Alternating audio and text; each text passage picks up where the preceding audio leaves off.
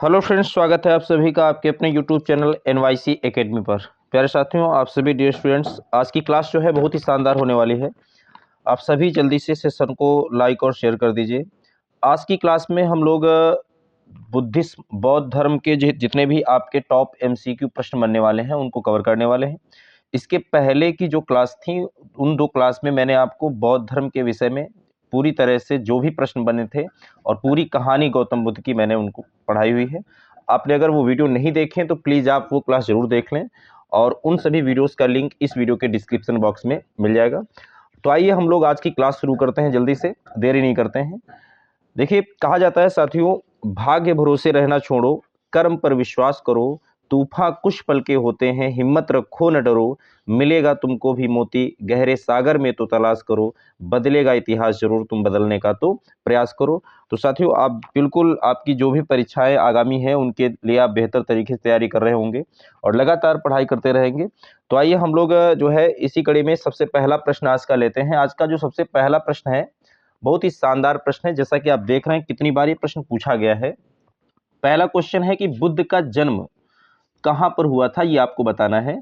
आपके सामने विकल्प हैं इसमें, वैशाली में, लुम्बिनी में, कपिलवस्तु में, पाटलिपुत्र में।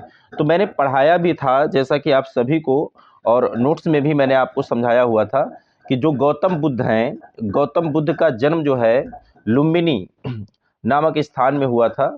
और ये यहाँ पर जो आपको इस प्रश्न का बिल्कुल सही विकल्प मिलने वाला है वो विकल्प हो जाएगा बी विकल्प। आपका बिल्कुल क्या हो जाएगा, सही हो जाएगा कि जो बुद्ध का जन्म हुआ था वो हुआ था लुम्बिनी में। तो इसका इस प्रश्न का जो सही विकल्प है वो बी हो जाएगा। तो आप इसको बिल्कुल अच्छे तरीके से क्या कर लेंगे, तैयार कर लेंगे।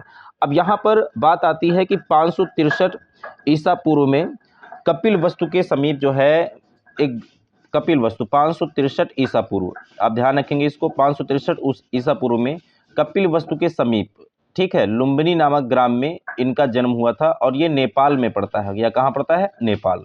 तो इस तरह से पहला प्रश्न आपका बहुत ही शानदार है, इसका बी विकल्प सही है। अगला प्रश्न हम लोग लेते हैं। तो अगला क्वेश्चन आपका आता है, निम्नलिखित में कौन सा बुद्ध का दूसरा नाम है। तो यहाँ पर देखो आपके सामने विकल्प है पार्थ, प्रछन्न, मिहिर और गुडाकेश या इनमें से कोई नहीं। तो यहाँ पर आपको इसका बिल्कुल सही विकल्प बताना है कि आखिर बुद्ध का दूसरा नाम क्या है। तो इस प्रश्न के हिसाब से हम लोग देखें तो बुद्ध का इनमें से कोई भी नाम नहीं है। तो यहाँ पर सही विकल्प होगा इनमें से कोई नहीं। अब हम इनके अन्य नामों की बात कर लेते हैं। देखो, जो बुद्ध का दूसरा नाम है, गौतम बुद्ध की हम बात करें तो बुद्ध का जो दूसरा नाम होता है वो होता है तथागत। ठीक है, तथागत मैंने नोट्स में पढ़ाया भी है, जो कल की वीडियो थी उसमें मैंने बताया हुआ था। तो इनका दूसरा नाम क्या होता है, तथागत। ठीक है, अब यहाँ पर बात आती है कि इनका मूल नाम क्या होता है।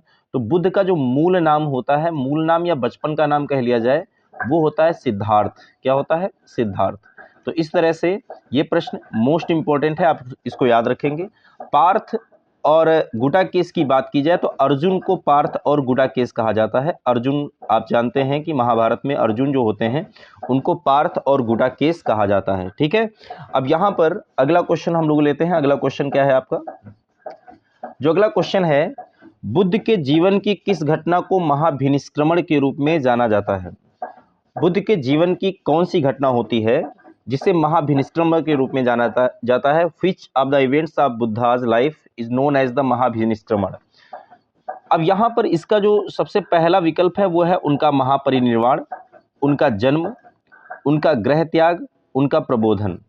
तो महाभिनिष्क्रमण जो होता है, महाभिनिष्क्रमण की हम लोग बात करें तो ये होता है उनका गृह त्याग। बुद्ध ने 29 वर्ष की अवस्था में, 29 वर्ष की अवस्था में जो है गृह त्याग किया था और इसी घटना को महाभिनिष्क्रमण के नाम से जाना जाता है। तो इस प्रकार से महाभिनिष्क्रमण शब्द आ जाए तो आप याद रखेंगे ये बुद्ध द्वारा गृह त्याग की घटना कहलाती है। ठीक है, तो इस प्रश्न के बाद हम लोग अगला प्रश्न लेते हैं, 6 नंबर।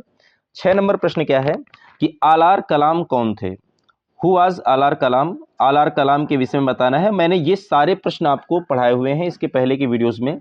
अब यहाँ पर सबसे पहला विकल्प है डिसिप्ल ऑफ बुद्धा, यानी बुद्ध के शिष्य थे, या महत्वपूर्ण बौद्ध संत थे, या मेंटर ऑफ द बुद्धा, या बुद्ध के अध्यापक थे।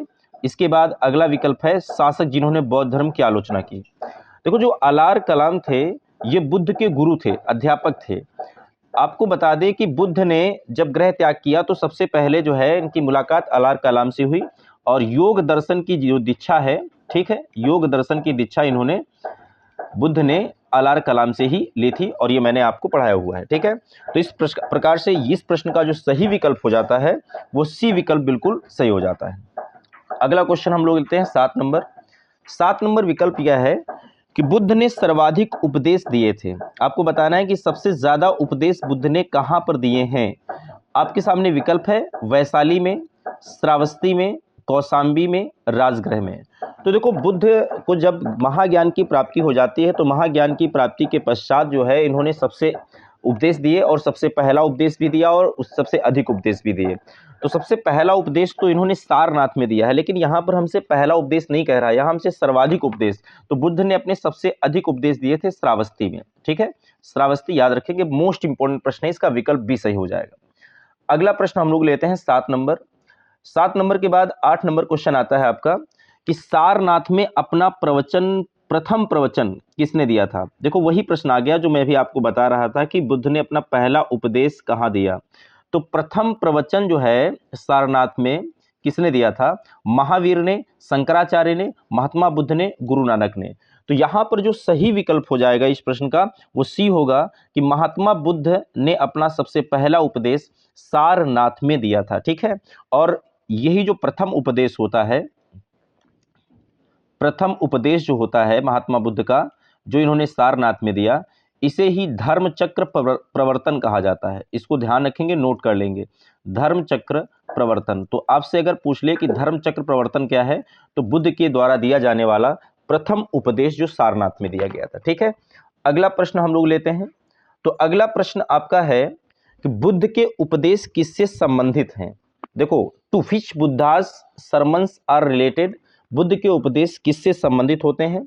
आपके सामने विकल्प है आर्गुमेंट्स रिलेटेड टू सोल, आत्मा संबंधी विवाद से, या सेलिबेसी ब्रह्मचर्य से, धार्मिक कर्मकांड से, आचरण की शुद्धता और पवित्रता से, प्योरिटी एंड सिंसियरिटी ऑफ डिमेनर। तो यहाँ पर जो बिल्कुल सही विकल्प इस प्रश्न का होगा, आपको बताना है कौन सा विकल्प बिल्कुल सही होगा कि बुद्ध के उपदेश किससे संबंधित हैं। देखिए, आप वीडियो को पूरा देखें और सारे क्वेश्चन कवर करें, तभी आपको सारे क्वेश्चन समझ में आएंगे। तो बुद्ध के जो सबसे उपदेश हैं वो संबंधित होते हैं आचरण की शुद्धता और पवित्रता से। ये बिल्कुल डी विकल्प आपका क्या हो जाएगा, सही हो जाएगा इस प्रश्न का। तो डी विकल्प आप इसको सही कर लेंगे।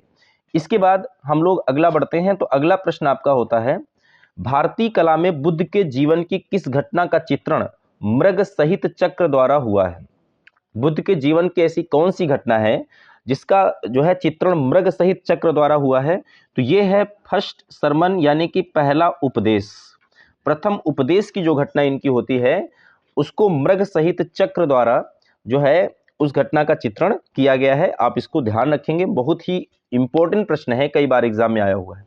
अगला प्रश्न हम लोग लेते हैं। अगला प्रश्न आपका क्या होता है, गौतम बुद्ध द्वारा अपने धर्म में दीक्षित किया जाने वाला, गौतम बुद्ध द्वारा अपने धर्म में दीक्षित किया जाने वाला अंतिम व्यक्ति निम्नलिखित में से कौन था। Which of the following was the last person to be preached by Buddha in his sect? Gautam Buddha द्वारा अपने धर्म में दीक्षित किया जाने वाला अंतिम व्यक्ति निम्नलिखित में कौन सा था। तो यहाँ पर आपके विकल्प हैं, देखो, आनंद, और आनंद इनके शिष्य थे, सारिपुत्र और मोगलन, और इसके बाद सुभद्र। तो यहाँ पर जो बिल्कुल सही विकल्प होने वाला है कि अंतिम बार जो है ये अपने शिष्य सुभद्र को इन्होंने दीक्षा दी थी। तो यहाँ पर बिल्कुल सही विकल्प डी हो जाएगा, ठीक है। और यहीं से अंतिम बार दीक्षा दी और यहीं से इनका जो है देहावसान हो जाता है। इसके बाद अगला प्रश्न आपका होता है कि धर्म चक्र प्रवर्तन क्या है। अभी मैं बता के भी आया हूं और इसका विकल्प तो यहाँ पर लगा हुआ है सी, कि धर्म चक्र प्रवर्तन जो है अभी पहले भी बताया हूं कि ये जो है सी विकल्प होता है। सारनाथ में इन्होंने अपना सबसे पहला उपदेश दिया था और यही जो पहला उपदेश होता है इसी को धर्म चक्र प्रवर्तन कहा जाता है, ठीक है। नेक्स्ट क्वेश्चन जो आपका होता है बहुत ही बढ़िया प्रश्न होता है कि बौद्ध संघ में प्रवेश करने वाली पहली स्त्री कौन थी।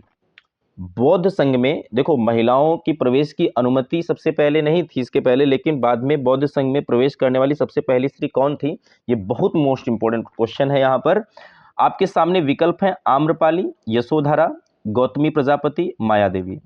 देखो, बुद्ध के जन्म के बाद ही इनकी माँ का देहावसान हो जाता है और इनका पालन पोषण इनकी मौसी प्रजापति गौतमी ने ही किया था। और ये जो इनकी मौसी हैं गौतमी प्रजापति, यही बौद्ध संघ में प्रवेश करने वाली पहली स्त्री थी। तो ये बहुत ही इंपॉर्टेंट प्रश्न है, तो इस प्रकार आपका सही विकल्प हो जाएगा सी। अगला प्रश्न हम लोग लेते हैं। तो अगला प्रश्न है, अष्टांगिक मार्ग का प्रतिपादन किसने किया था। देखो, यहाँ पर जो है अगर बात की जाए तो अष्टांगिक मार्ग का जो प्रतिपादन किया था गौतम बुद्ध ने किया था। गौतम बुद्ध ने, ठीक है, जीवन को मोक्ष पाने दिलाने के लिए जो है अष्टांगिक मार्ग इन्होंने बताए हैं और उन 8 मार्गों पर व्यक्ति को चलना चाहिए और इनका प्रतिपादन गौतम बुद्ध ने किया है।